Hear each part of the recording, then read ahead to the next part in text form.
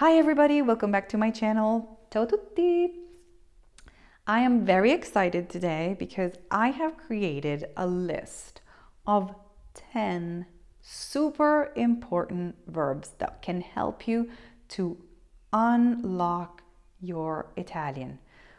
What do I mean by that? I mean that if you are a beginner and you're learning Italian with me, I strongly suggest that you start by learning these verbs and that you start using them correctly in the present tense. So nothing crazy, nothing strange. But if you start by using these verbs, you can create your first Italian sentences and you can begin to have your first little Italian conversations, okay?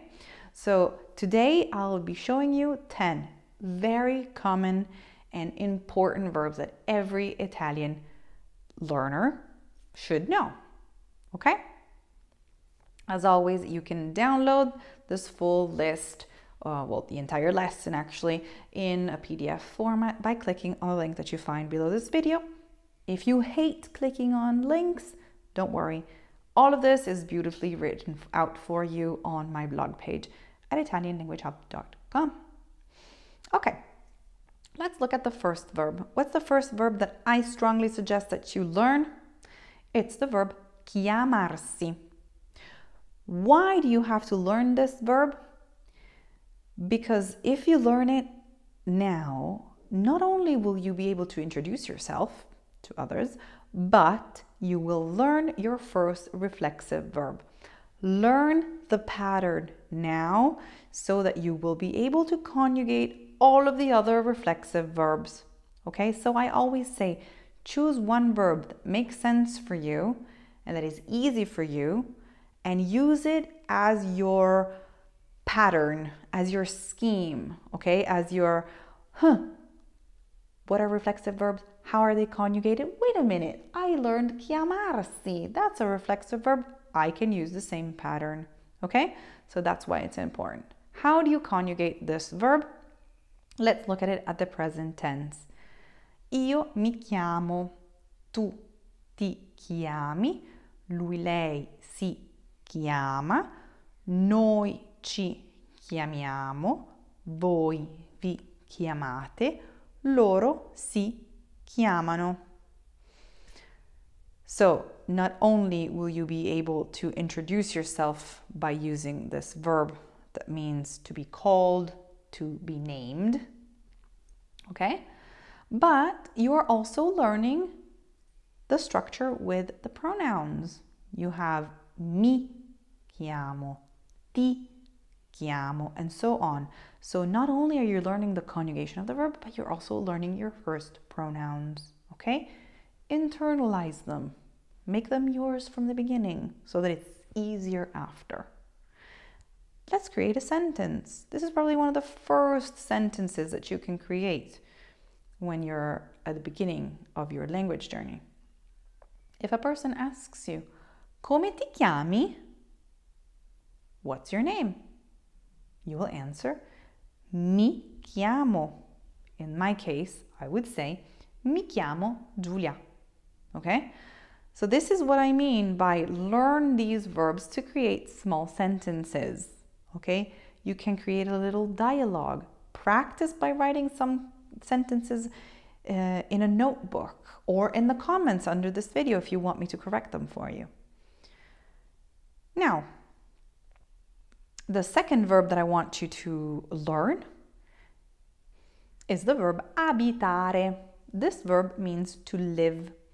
Once again, super useful if you're introducing yourself, if you're talking about yourself. Let's look at the conjugation at the present tense. Io abito, tu abiti, lui, lei abita, noi abitiamo, voi abitate, loro abitano. Make a sentence, for example. Io abito a Roma. Io abito a New York. Io abito a Parigi. Okay? In this case, I used the first person, but you can create sentences also by using other subjects. I nonni abitano a Madrid. Okay? I will not stress this enough. Make sentences and make this verb yours. The third verb is the verb vivere. Now, vivere also translates to the English verb to live. Vivere and abitare can be interchangeable most of the time, okay? I usually say that vivere is more of living, considering things that happen to you from birth to death, whilst abitare is more of like where you're physically located. So like when you're talking about a location, okay? But very often they can be interchanged. So you can say abito a Milano or vivo a Milano to say that you live in Milan, okay? Let's look at how this is conjugated at the present tense. Io vivo, tu vivi, lui lei vive, noi viviamo, voi vivete, loro vivono. Make a sentence. Abito a Milano e vivo in un piccolo appartamento. Make a sentence that is yours. So something that you could potentially use if you are describing yourself and you want to use those verbs. Okay? The next verb is parlare. This verb means to talk. Once again, you can use it when you're introducing yourself, if you're talking about yourself. For example, the languages that you speak. This is how you conjugate it. Io parlo, tu parli, lui lei parla, noi parliamo, voi parlate, loro parlano. Let's make a sentence. Io parlo italiano, inglese, francese e spagnolo. Tu? Quale lingua parli? Answer the question in the comments to practice using this verb. This next one is very important. It's the verb piacere. This is important not only because you can use it to express what you like or you don't like, but it's also important because it's one of those verbs that has a particular conjugation. It's an impersonal verb, and you have to be careful here because you have mi piace or mi piacciono. So in this case, you have to memorize a little formula of when you're going to use this verb and how you're going to use it correctly. The formula is simple. Pronoun, verb, piace. After that, you have a singular noun or an infinitive verb. For example, mi piace la tua casa. I'm using mi because I'm talking about myself. I'm using piace in this specific form because after piace you have la tua casa, your house. Your house is a singular noun. If on the other hand I had a plural noun, I would use piacciono. Mi piacciono le scarpe da tennis. In this case, I will still have my pronoun, mi, because I'm talking about myself. I'm using piacciono because right after that I have scarpe da tennis, tennis shoes, which is a plural noun. So you have to remember a little bit how you're going to use that. Piace versus piacciono. The next verb is the verb studiare, to study. Io studio, tu studi, lui lei studia, noi studiamo, voi studiate, loro studiano. Let's make a sentence. Io studio arabo all'Università di Pisa. Write a sentence with what you are studying right now. Make these verbs yours. Okay, I know, I say it all the time. Make a sentence, make it yours. Never forget the conjugation or the meaning. The next verb is a super irregular verb, but is a very important verb, and it's the verb fare. Fare translates to make and do, because the English language is complicated and they have two verbs that actually translate to the verb fare in Italian, okay? So how do you conjugate this? always at the present tense. Io faccio, tu fai, lui, lei fa. Noi facciamo, voi fate, loro fanno.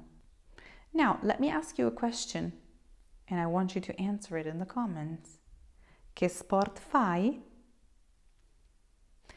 Io faccio ginnastica. The next verb is a beautiful verb, and it's the verb chiedere, to ask. This is how you conjugate it. Io chiedo, tu chiedi, lui, lei chiede. Noi chiediamo, voi chiedete, loro chiedono. With this verb, you're also practicing the chi, the strong chi sound, C-H-I, chi, okay? And it's beautiful because it's a beautiful thing to ask things or questions or anything, right?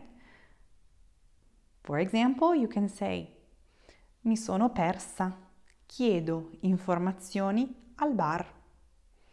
Make your own sentence. The next verb is the verb dare, another beautiful verb. And look at the conjugation. Io do, tu dai, lui, lei dà. Noi diamo, voi date, loro danno. Let's make a sentence with this. Mi dai il tuo numero di telefono? No, non te lo do. Okay? Make a funny sentence, a sentence that you can remember or you can use. Okay? And last, but certainly not least, is the verb andare. Once again, this is an irregular verb, but it's a super common verb. This is how you conjugate it. Io vado, tu vai, lui, lei va, noi andiamo, voi andate, loro vanno. Io vado a mangiare dalla nonna tutte le domeniche. Tu dove vai la domenica? Answer the question by using the verb andare, to go. Okay, this was it for today. No more verbs for now. I always say learn things little by little. Learn a verb every day. Don't stress too much. Don't put too many things in an Italian lesson, okay? Little goes a long way. Consistency helps. It pays, okay?